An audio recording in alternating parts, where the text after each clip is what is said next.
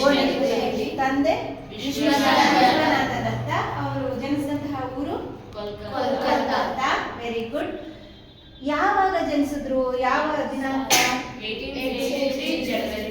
ಜನವರಿ 1863 ಜನವರಿ 12ನೇ ತಾರೀಕು. ಅವಾಗ ಆ ದಿನ ಮಕರ ಸಂಕ್ರಾಂತಿ.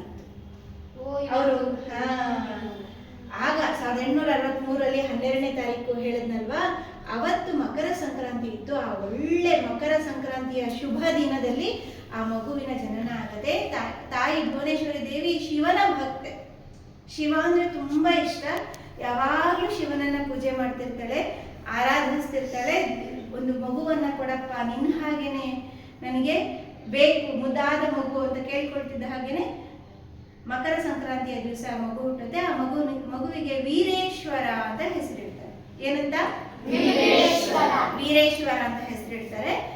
ಆ ನಂತರದಲ್ಲಿ ಶಾಲೆಗೆ ಸೇರಿಸುವಾಗ ನರೇಂದ್ರನಾಥ ದತ್ತ ಅಂತ ಹೆಸರು ಕೊಡೋದು. ಪ್ರೀತಿಯಿಂದ ಏನಂತ ಕರೀತಿರ್ತಾರೆ? ಬಿಲೆ ಅಂತ ಕರೀತಾ ಇರ್ತಾರೆ.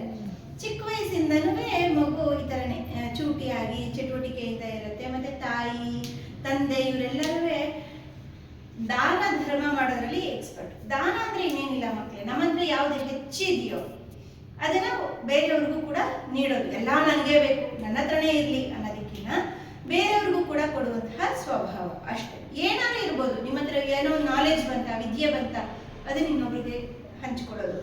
ಊಟ, ಈಗ ಯಾವುದೋ ಒಂದು ಸ್ವೀಟ್ ನಿಮ್ಗೆ ಸಿಕ್ಕಿರತ್ತೆ, ನಿಮ್ಮ ಸ್ನೇಹಿತೆಗೆ ಇಷ್ಟ ಆಗಿರುತ್ತೆ, ನನಗೆ ತುಂಬಾ ಇಷ್ಟ ಅಂದ್ರೆ ತಗೋ ಅಂತ ಹೇಳಿ ಕೊಡೋದಿದೆಯಲ್ಲ, ಅದು ಕೂಡ ಒಂದು ದಾನದ ಒಂದು ವಿಧಾನ ಅಂತಾನೆ